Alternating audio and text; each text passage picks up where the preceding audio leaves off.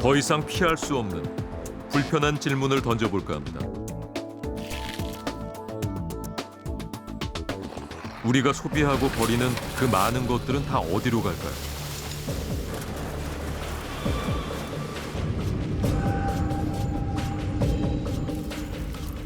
지구 어딘가에선 산처럼 쌓여 불타오르고 많은 동물들을 죽음으로 내몰고 있습니다.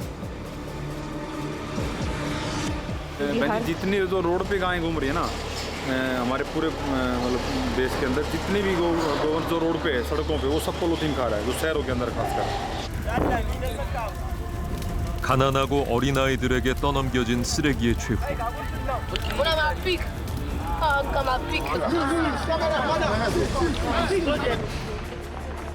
끝내 사라지지 않고 매연으로 남아 아이들을 병들게 합니다.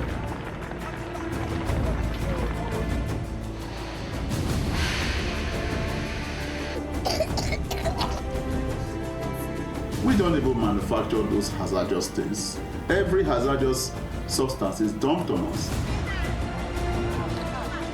이대로 우리는 계속 버려도 되는 걸까요?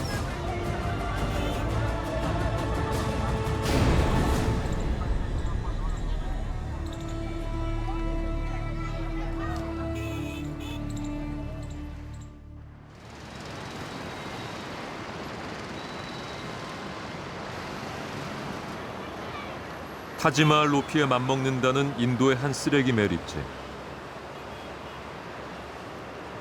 매일 2,000톤의 쓰레기가 쌓이고 쌓여 62m 높이의 거대한 산이 됐습니다.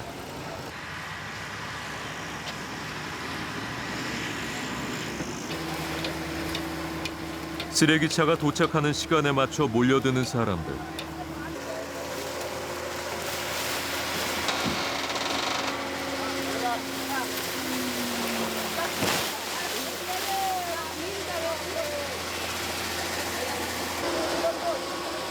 쓰레기 더미 속에서 플라스틱, 유리, 철사 등 돈이 될 만한 것들을 골라냅니다. 먼저 줍는 게 임자라 다들 사활을 걸죠.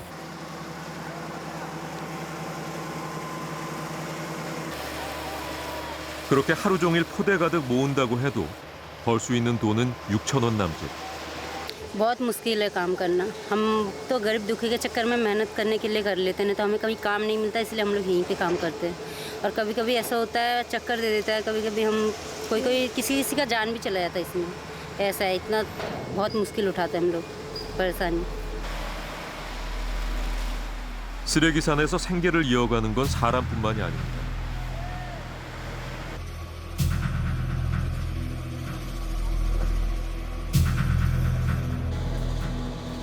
주변에 사는 동물들도 이곳에서 먹이를 구하고 있습니다.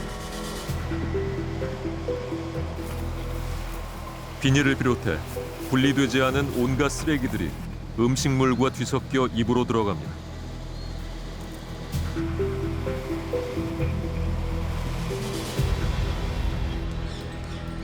소를 숭배하는 인도에선 거리를 활보하는 소를 누구도 제지하지 않습니다.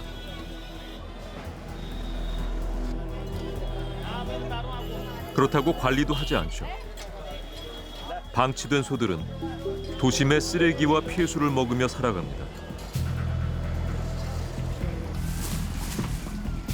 주변의 야생 동물들도 사정은 다르지 않습니다.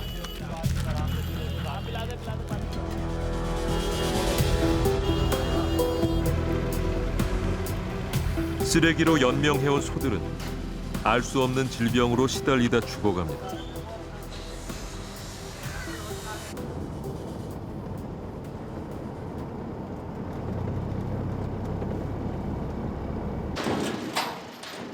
민간단체에서 운영하는 소구조센터.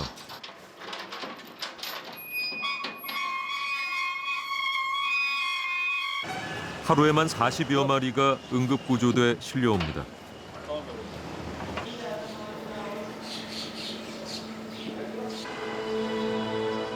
이곳에서 치료 중인 소는 500여 마리.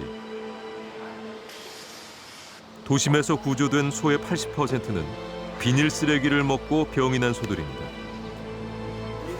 इसके पेट में पॉलीथीन पेट जी जैसे जो कई बार है ना इतनी दयनीय हालत होती है गायों की जब बिल्कुल इनका पेट चौक हो जाता है पॉलीथीन का पूरा अंदर पेट में ढेर हो जाता है जैसे इन गाय का ना पेट ऐसे चलता है रूमन अंदर तो ऐसे घूमता तो वो बिल्कुल बोल बन जाती है अंदर 플라스틱 쓰레기를 삼켜 죽는 소가 인도에서 연간 1000마리에 달합니다.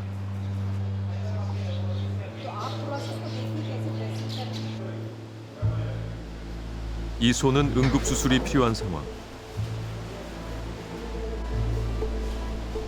부풀어 오른 배가 심상치 않습니다.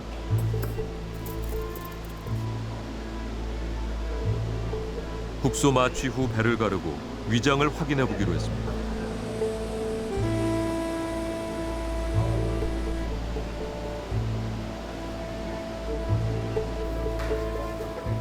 채 소화되지 않은 비닐 쓰레기가 나옵니다.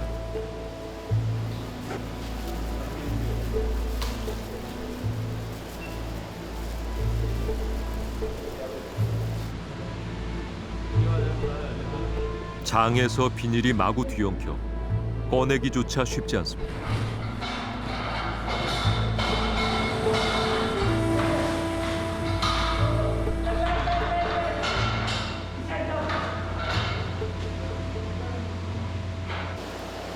पन्नी है ना पॉलीथीन है वो अंदर मन में रोप लाइक स्ट्रक्चर में बिल्कुल रस्सी की तरह गुच्छे हुए हैं उलझे हुए हैं और जब अंदर पानी भी पीता है नहीं तो पानी पीता है तो वो पानी के साथ चिपक कर एक गुच्छा बन जाता है ग्रुप तो उसकी वजह से इसको ट्रैक्शन करने में रिमूव करने में प्रॉब्लम क्रिएट होती है और इसको भी इंटरनल इतना ट्रॉमा हो सकता है कि बोल तो सकता नहीं लेकिन इसके पेन को हम समझ सकते हैं कि बहुत ज़्यादा पेन होता है इसको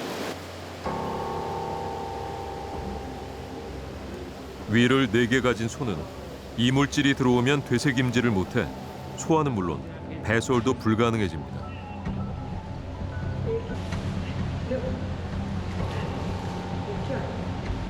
अकेला 20 किलो का होगा 뱃속에서 쓰레기를 꺼내는 데만 장장 3시간 반이 걸렸습니다.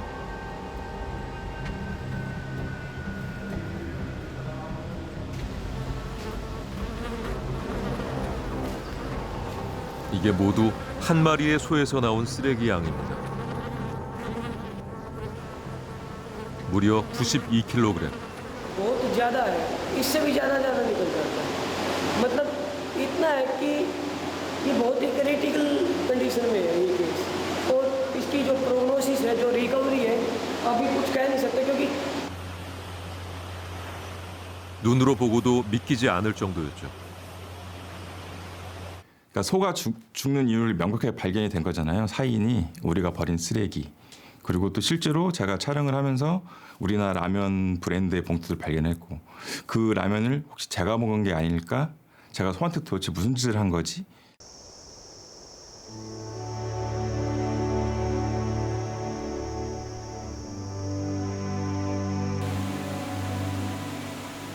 숲이 우거지고 물이 풍부해 야생동물들의 천국으로 불리는 스리랑카. 아시아 코끼리의 약 10%에 해당하는 6천 마리의 코끼리가 살고 있는 코끼리의 나라입니다.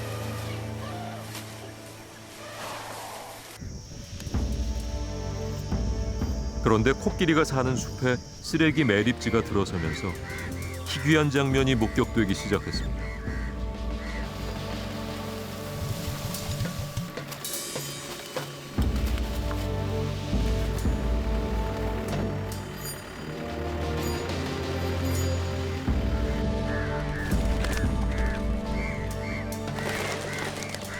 쓰레기차가 도착하는 시간에 맞춰 코끼리들이 찾아옵니다.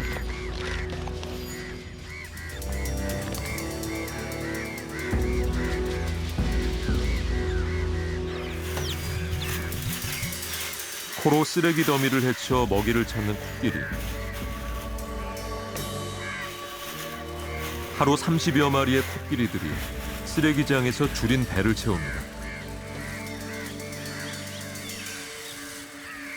අර ලොකු අලියා ගත්තාම ඒ ලොකු අලියාගේ අවුරුදු වයස සාමාන්‍යයෙන් අවුරුදු 30ක් 35ක් විතර වගේ වයසක අලියෙක් තමයි අපිට අර පේන්නේ ඉන්නේ. අනිත් පොඩි අලියා ගත්තාම සාමාන්‍යයෙන් වයස අවුරුදු 5ක දකින්න පොඩි පැටියෙකුත් එක්ක ඉන්නවා. වයස අවුරුදු 5 ඉඳලා වයස අවුරුදු 아기 코끼리는 조심성이 없어 급하게 모든 걸 삼켜버리죠.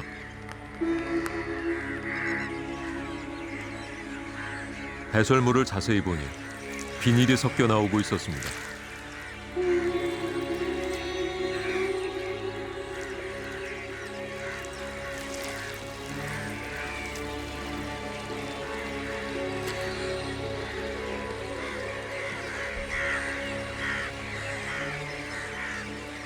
Some people say that it is nothing happened eating dump and waste because the polythene will get passed through the gut because they have large gut. Externally we will look, those animals are very healthy, but when we look at the inside will get deteriorate.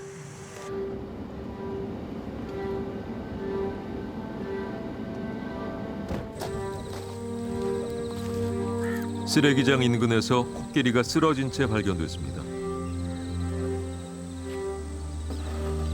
힘겹게 가는 숨을 몰아쉬는 코끼리.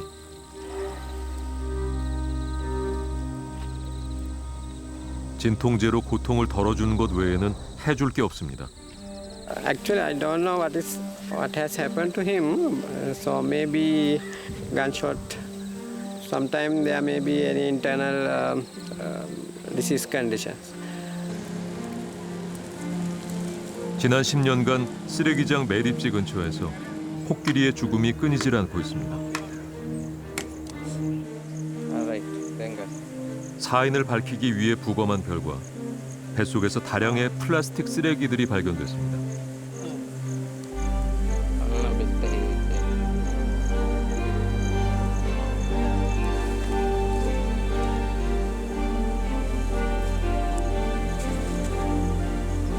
코끼리의 사인은 쓰레기로 인한 장폐색과 독성 때문인 것으로 추정됩니다. මේ දේ ඇස් දෙකින් දැක්කේ නැති අය විශ්වාස කරන එකක් නැති වෙයි. අලි මැරුණේ කුණු කාලා කියලා. කවුරු හිතයිද? මේ කුණු කන්ද විශාල වෙන්න තවත් අලි මැරෙනවා.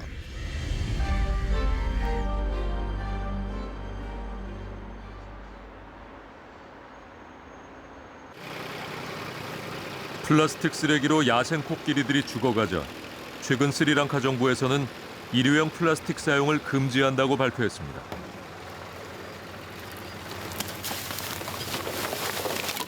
그러나 여전히 쓰레기는 분리수거도 되지 않은 채 버려지고 코끼리가 사는 삼림보호구역 안에 건설된 쓰레기 매립지로 옮겨집니다.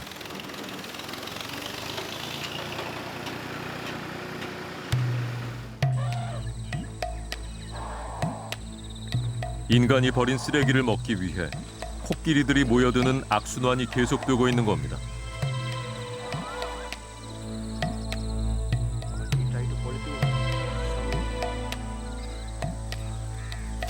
기자이자 환경운동가인 아찰라 씨는 플라스틱 코끼리의 비극을 세상에 알리고 있습니다.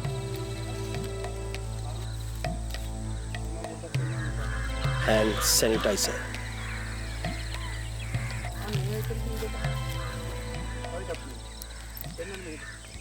මම හොඳ නෑ මේවා කියන්නේ. මේවා පිරිසුදු කාරකනේ. මේවා ආමාශයගත වෙන්න හොඳ නෑ. මෙඩිකල් සෙන්ටර් එක බඩු බෙදන්න එහෙම පිටින්ම ඇවිල්ලා තියෙනවා. nice. elephant like nice. මේ කුණු කන්ද ගැන එක වචනකින් කිව්වොත් මේක අපායක්. පාවිච්චි කරලා අහක දාපු හැම දෙයක්ම එකතු වෙනවා. ඒ වගේම කොච්චර කෑවත් බඩගින්නේ නිවෙන්නේ නැති හැම සතෙක්ම මෙතෙන්ට එනවා.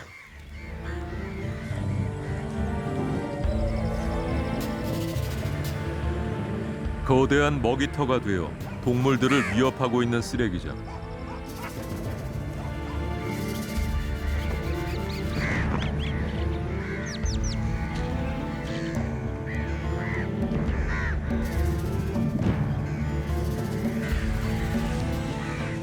멸종 위기에 놓여 보호받아야 할 코끼리들이 생존의 위기로 내몰리고 있습니다.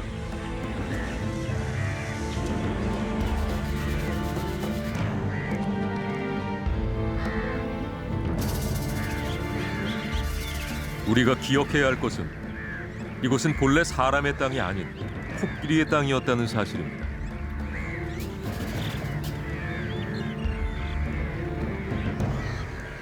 거대한 쓰레기산이 지구 곳곳에 지금 생기고 있을 거다. 이게 일종의 암세포, 조그만 암덩어리 같은 게 아닐까. 아, 저 쓰레기산, 조그만 암세포, 조그만 암덩어리를 어떻게 빨리 처리하지 않으면 우리의 몸은 결국 망가지고 죽을 수 있겠구나. 조금 덜 쓰고 덜 먹고 조금 더 불편하게 살면 안 될까요? 인도 델리에서 가장 높게 쓰레기가 쌓인 가지푸르 매립지. 1984년부터 근 40년간 쉼없이 쌓아 올려진 65m의 거대한 쓰레기산은 언제 터질지 모르는 시한폭탄과 같습니다.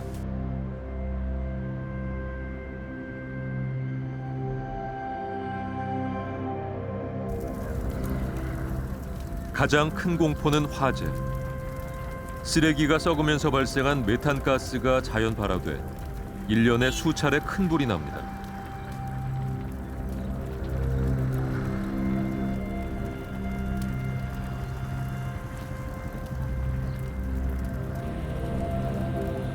매캐한 유독가스는 델리 도시 전체를 뒤덮고 건강에 치명적인 영향을 미칩니다.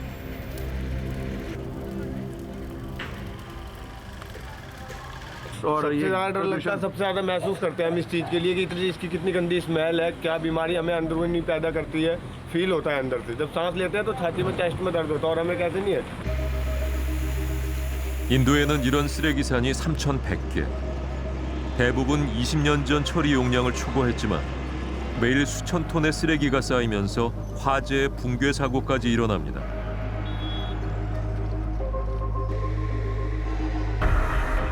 인도 정부가 내놓은 유일한 대책은 쓰레기를 태워 없애는 것. 이 과정에서 배출되는 메탄은 대표적인 온실가스로 기후 위기를 가속화시키죠.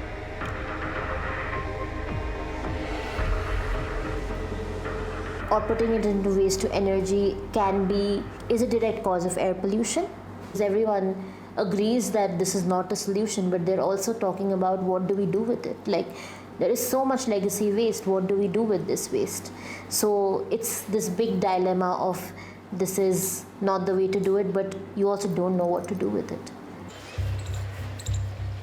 가지푸르 매립지 주변엔 젖소를 사육하는 농장 900여 곳이 들어서 있습니다.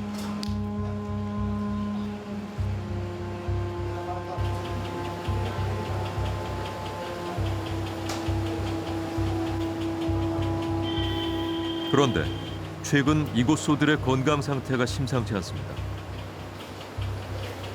ये भैंस हम ब्लैक लाते हैं, ये बैड हो चुकी है। ये पॉल्यूशन का ही कारण है कि चमड़ी गल रही है, पैरों में इन्फेक्शन हो रहा है, वो भी आंखों में होता है जानवरों के में। ये पॉल्यूशन का ही कारण है सारा। 전에 없던 병들이 생겨나고 소들은 점점 야위어 갑니다.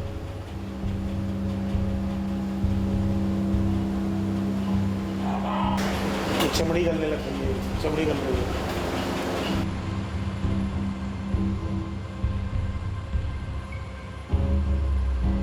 나오는 우유량도 급격히 줄었죠. 우유의 안전성 여부는 조사된 바조차 없습니다.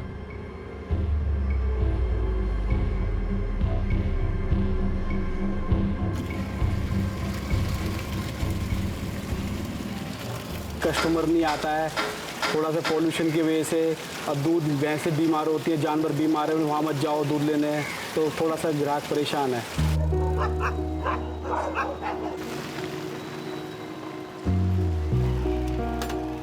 모두가 병들어가는 순간에도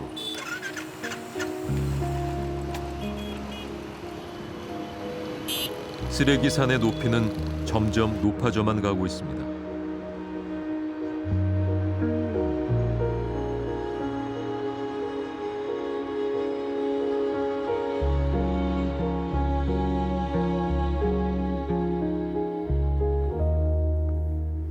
산처럼 쌓여가는 쓰레기는 인도와 스리랑카만의 문제는 아닙니다.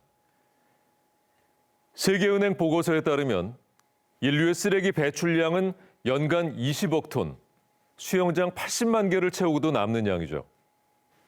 쓰고 버리고 묻고 태우고 또다시 소비하는 악순환의 연속인데요. 그 속에서 죽음의 그림자는 예상치 못했던 곳에서도 서서히 드리워지고 있었습니다.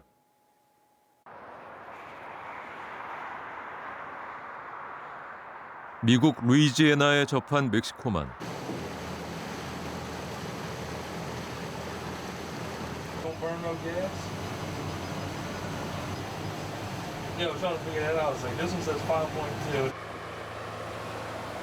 이 바다에서 종종 독특한 현상이 목격됩니다.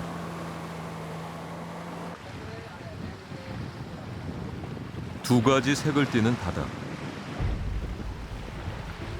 강물과 바닷물이 만나 생기는 현상입니다. 경계선이 뚜렷할 정도로 색이 다른 이유는 뭘까요? So you got a brown water coming out the river, that fresh water, and it kind of slowly turns greener and greener and greener. And what you see here is that green water, brownish water, moving to the blue water, and it separates on that line. 녹색에 오염된 강물이 멕시코만까지 흘러들어 바다를 오염시키고 있었던 겁니다.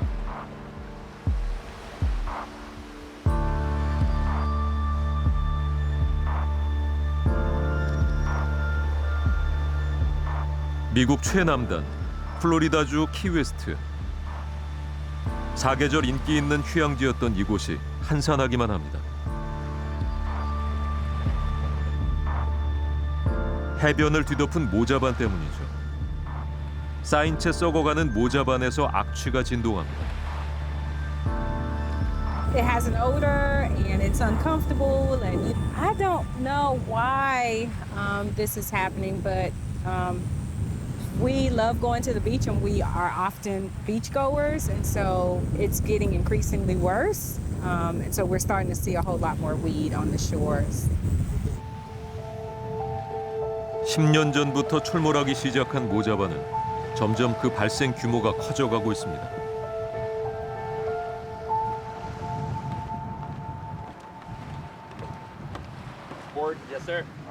해양 환경학자인 브라이언 교수는 모자반이 출현한 원인과 경로를 추적 중입니다.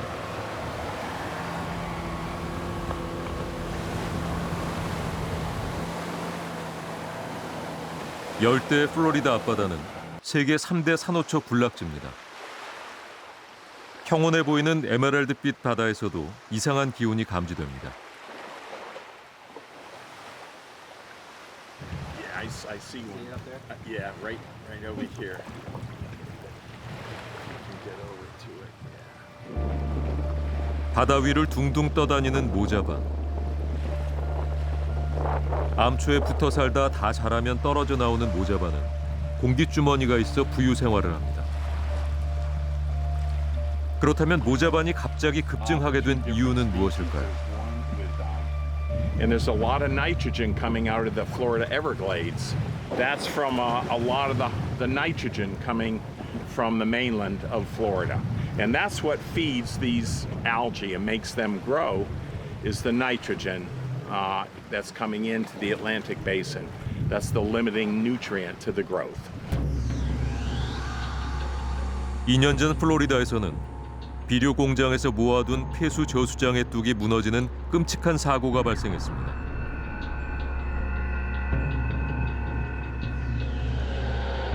질소와 인이 대거 함유된 폐수는 그대로 강을 따라 바다로 흘러들었고 수천 마리의 물고기들이 떼죽음을 당했죠.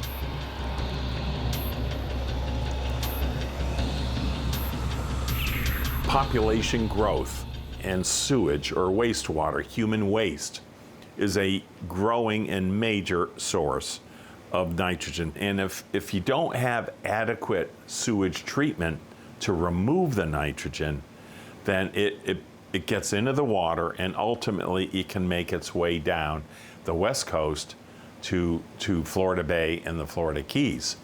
That is changing our planet. It is reducing the biological diversity. 질소에 의한 바다 오염이 산호초에는 어떤 영향을 미쳤을까? 바닷속에 들어서자 모자반이 보입니다.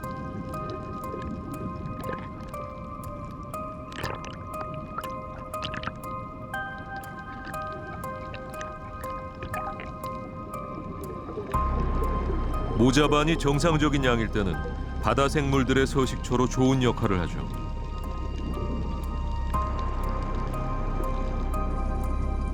그러나 대량으로 이상 번식을 하면 문제가 생깁니다. 모자반이 햇빛을 막아 광합성을 못한 산호들이 하얗게 변해버렸습니다. 이른바 블리칭 현상, 죽은 산호에서 나타나는 탈색 현상입니다. And the sargassum is making it worse. Because when that comes in over the coral reef, it releases a lot of nitrogen also. I've seen this reef covered with sargassum. And that makes the nitrogen go up as well. This is a problem for the health of the corals. The high nitrogen can stress the corals, make them more susceptible to high temperature. 결국 생태계의 균형이 깨진 바다는 생물들이 살지 못하는 데드존이 되고 맙니다.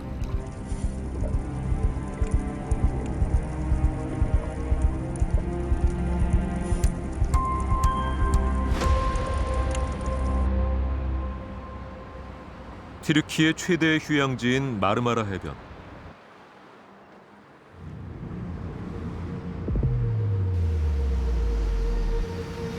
2년 전 이곳이 온통 점액질로 뒤덮이는 초유의 사태가 벌어졌습니다.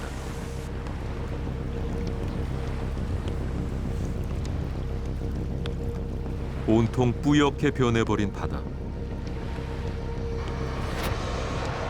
마치 거대한 이불을 덮어놓은 듯 점액질이 스펀지처럼 두텁게 쌓였습니다.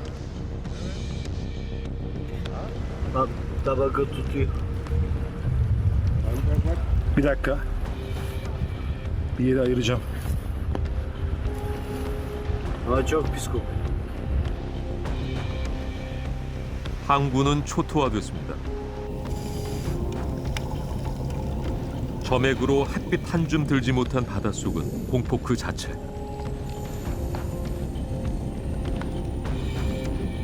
바닥에도 점액질이 내려앉아 살아있는 생명체라고는 찾아보기 힘듭니다.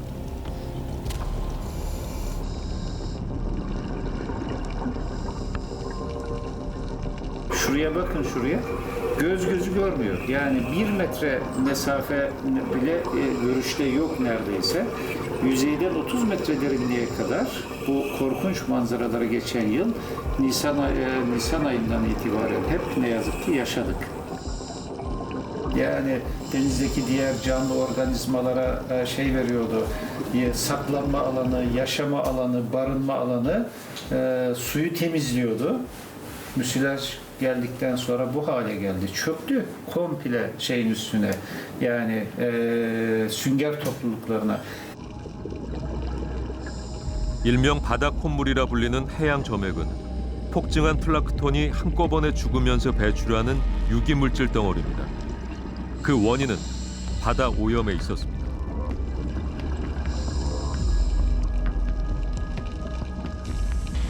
İklim değişikliğine bağlı olarak Marmara Denizi'nin yüzey sıcaklıkları yaklaşık 1,5-2 derece geçen yıl daha yüksek oldu. 40 yılın rekor düzeyine ulaşmış oldu. İkincisi Marmara Denizi'nin çevresindeki kirlilik kaynakları, besin elementleri. Bu besin elementleri sürekli arıtılmadan geldiği için denize azotu, fosforu taşımış oldu.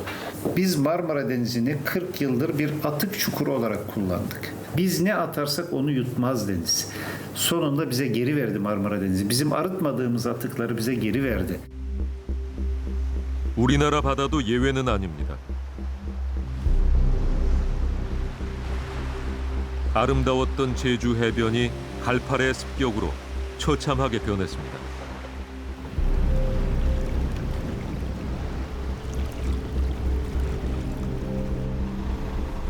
수년째 떠밀려와 쌓인 파래는 부패하면서 악취를 내뿜습니다. 한 20만 평? 이 정도 되는데 이게 전체가 다 파래가 번졌는데 파래가 발생하는 데는 저 부두 근처에서 발생해가지고 이게 싹 다 퍼지는 겁니다, 지금. 이런 현상은 제주도 전역에 걸쳐 일어나고 있죠. 한 해 발생되는 파래량만 10,000톤.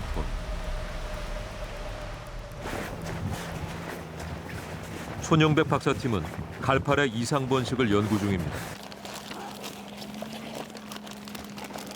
갈파래에 큰 유해 성분이 있는 건 아니지만 대번성을 하는 과정에서 건강한 바다의 서식 환경을 파괴하고 있다고 지적합니다. 이게 외래종이다 보니까 이제 언제 들어온지 정확하게 모르겠지만 이제 지금 저희 나라에 이제 거의 토착종이 되어가지고 매번 그러니까 대발성을 일으키고 있는 종이 되어버린 것 같습니다. 바닷속은 어떨까요?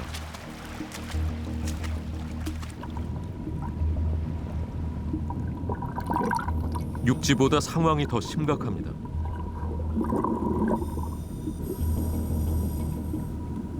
갈파래 점령당해 기존 해조류나 거기에 기대어 살아가는 물고기와 생명들은 자취를 감췄습니다. 외래종 갈파래는 왕성한 번식력으로 건강했던 바다의 생태계를 파괴하고 있습니다.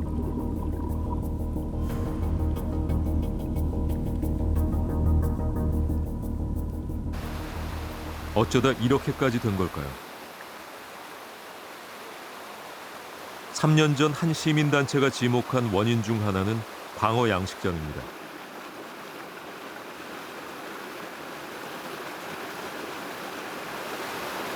여기 광어 양식장이 제법 큰 사이즈로 있는데 지금 배출수가 그대로 바다로 흘러나가고 있죠. 해안선을 따라 들어선 제주의 양식장들. 이곳에서 나오는 배출수는 관을 통해 바다로 흘러갑니다. 제주도 전역에는 지금 현재 450개 이상의 광어 양식장이 있는데 광어 양식장의 입지와 구멍갈파래 창궐한 지역들이 거의 비슷하게 나타났습니다. 갈파래 창궐지와 양식장의 위치가 일치하는 건 결코 우연이 아니라는 것이죠.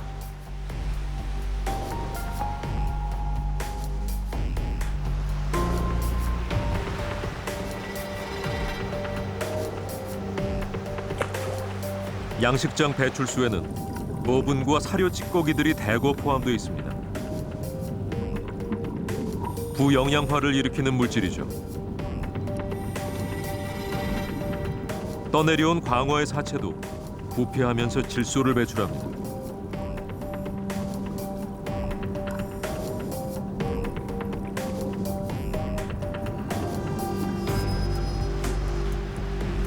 바다의 자정 능력을 기대하기엔 이미 한계치를 넘어섰습니다. 튀르키예에서 일어나는 문제, 그리고 미국의 멕시코만에서 일어나는 문제, 제주도 연안에서 일어나는 문제, 이런 모든 것들이 사실은 바로 나 때문에 일어나고 있는 문제였다는 거죠. 어쩌다가 정말 이렇게까지 우리의 바다가 이 지경이 됐을까? 여기까지 오기 전에 뭔가 손을 쓸 수 있는 일은 없었을까?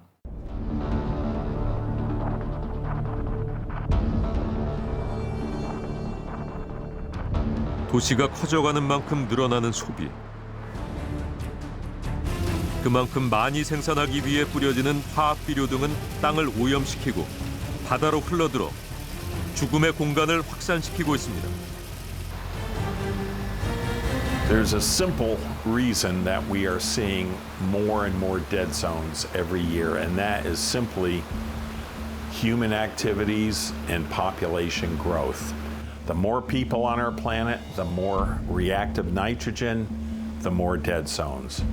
So the only way to mitigate that is to begin to reduce the human nitrogen footprint. 1960년대 45곳이었던 바다의 데드존이 현재 700곳을 넘어섰습니다. 임계점을 벗어나는 순간 그 여파가 고스란히 우리를 덮칠 것이라고 전문가들은 경고합니다. 그런데 이런 자연의 역습 앞에 인류는 공평하지가 않습니다. 더 많이 소비하고 더 많이 버리는 부자 나라들은 그 책임을 가난한 나라, 약자들에게 떠넘기고 있습니다. 끊임없이 쏟아져 나오는 전자제품들.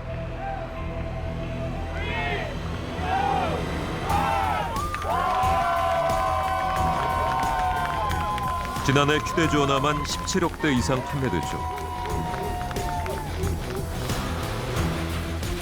우리나라 사람들이 평생 쓰고 버리는 전자제품은 평균 230대. 우리가 버린 전자제품 중 일부는 아주 먼 곳으로 보내집니다. Where all the products are going? Yeah, this is going to Nigeria. 한 해 6만 톤의 중고 전자제품이 세계 각국에서 나이지리아로 보내집니다.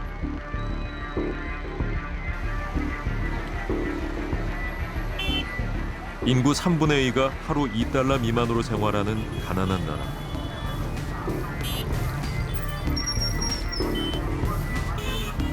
그래서 중고 제품의 수요가 높죠.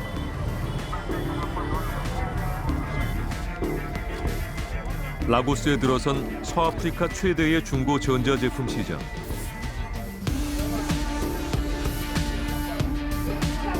도착한 제품의 대다수는 고장난 상태입니다.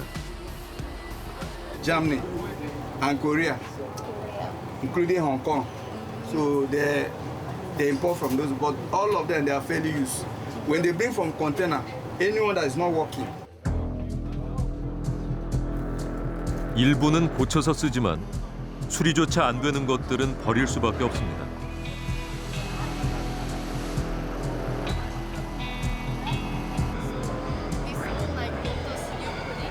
Like this one now is not useful. You can sell? This one now it's not useful here. You cannot check like before you pay? No, I cannot check before I pay. Why? Now so the country be. Where do these kind of things go, like at the end? Just to throw it in dustbin.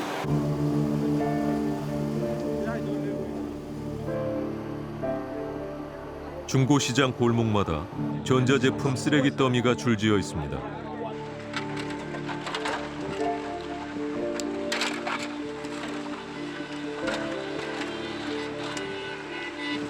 전 세계 전자제품의 쓰레기장이 되어버린 나이지리아.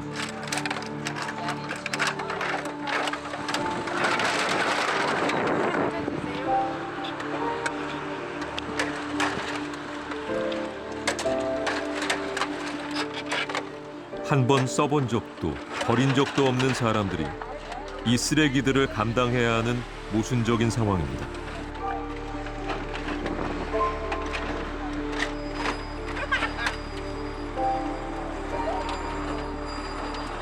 Africa, and particularly Nigeria, I use the word dumping ground. Once you find out that a product is no more good for your economy, you just ship it without being regulated. That's a double standard. What is not good for me can be good for you, whereas we all are human beings and we should all protect ourselves. But when you allow it freely leave your shore and it lands in Nigeria, that is man inhumanity to man. 버려진 전자제품 조각을 마지막으로 처리하는 건 가난한 나라에서도 가장 약한 아이들입니다.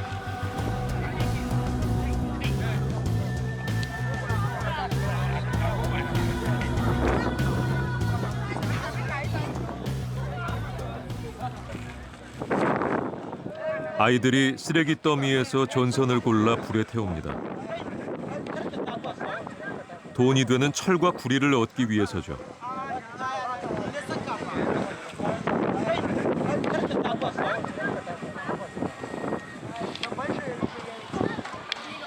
열기가 식기도 전에 아이들은 쇠붙이를 골라냅니다.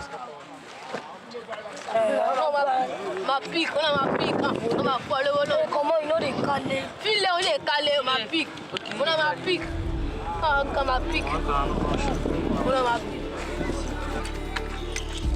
자루를 채우는 동안 얼마나 중금속 오염에 노출되는지 아이들은 알지 못합니다. Because they contain hazardous substances, heavy metals and all that.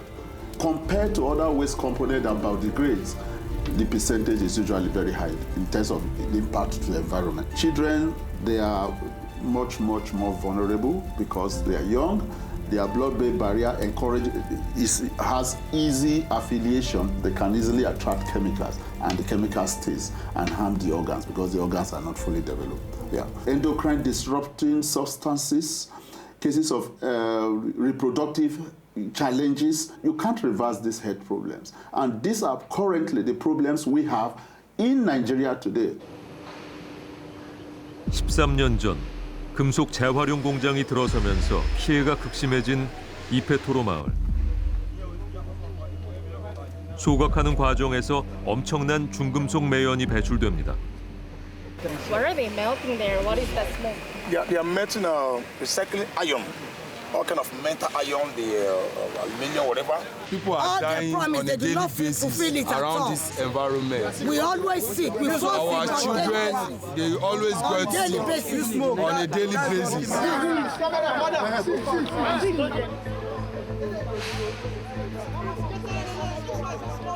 짙은 매연에 에워싸인 마을. 밖에서 연기를 마시다 아이들이 쓰러지기도 합니다.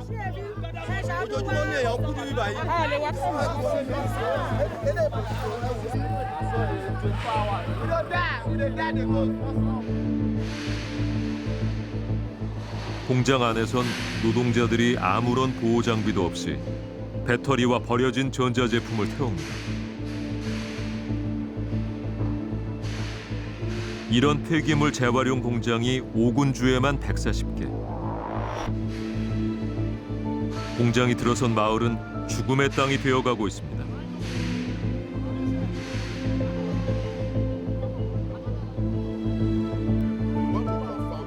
환경보건학자인 레슬리 교수는 2018년부터 이 마을의 오염 실태를 조사 중입니다.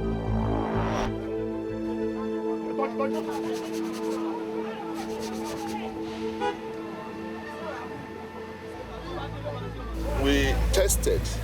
They contain very high levels of heavy metals. And this is a farming community, but how are they going to be able to survive with this? 농민들이 자구책으로 포대를 씌우지만 큰 의미가 없습니다. You mean this is not just like simple dust? No, this is particulate. These are particulate that contains heavy metals. Lead, yes, mercury, cadmium, they are all part of this. 중금속이 포함된 산성 폐수는 마을 하천으로 그대로 흘러들어 강을 오염시킵니다.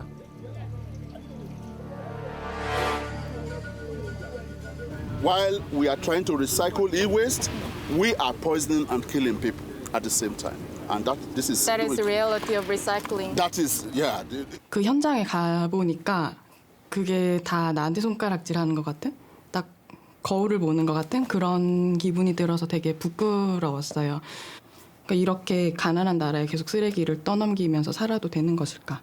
거기서도 제일 가난한 아이들이 건강이 위험해지고 거의 목숨을 걸고 일하는 거를 보고 그걸 모른 척하면서 이게 우리가 누리는 풍요다 하면서 계속 편하게 살아도 되는 것일까? 그런 질문을 스스로 많이 하게 됐고. 지난 5년간 이페토로 마을에선 알 수 없는 이유로 5명의 아이가 죽었습니다. My chest, my eyes, my nose, and my throat. Early this year, she was hospitalized for 2 weeks. According to the test, the doctor was asking me that, does she smoke? I said, wow, little children, small children smoke. How old How is do she? you? She's 12 years. Do you feel pain? Yes. Where? Where? When do you feel pain? When I'm cold.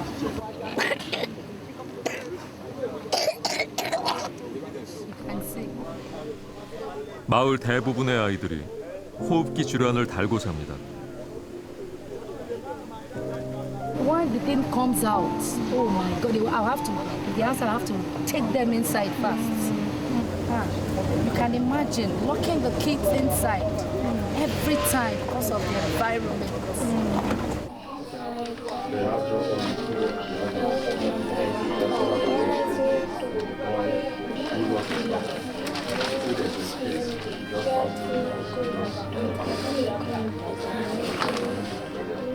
한창 뛰어놀 나이에 갇혀있는 신세가 되어버린 아이들.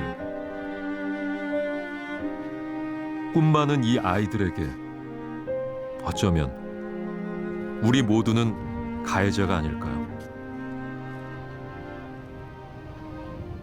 You know this is not good. You allow it to be signed out, and you send it to a country that you know that they tell you is refurbishable, is repairable, and all that. It has second-hand value. We don't even manufacture those hazardous things. Every hazardous substance is dumped on us. You have better recycling facilities. Then you take it out of the pool. You close the loop. 4개 대륙 8개 나라를 돌면서 우리가 버린 것들이 어디로 가고 누구를 죽음으로 내모는지를 목격했습니다. 이게 과연 다일까요? 이건 빙산의 일각에 불과합니다. 그런데도 우리는 이대로 계속 소비하고 버려도 되는 걸까요? 외면해왔던 이 불편한 질문에 더 늦기 전에 답을 찾아야 하지 않을까요?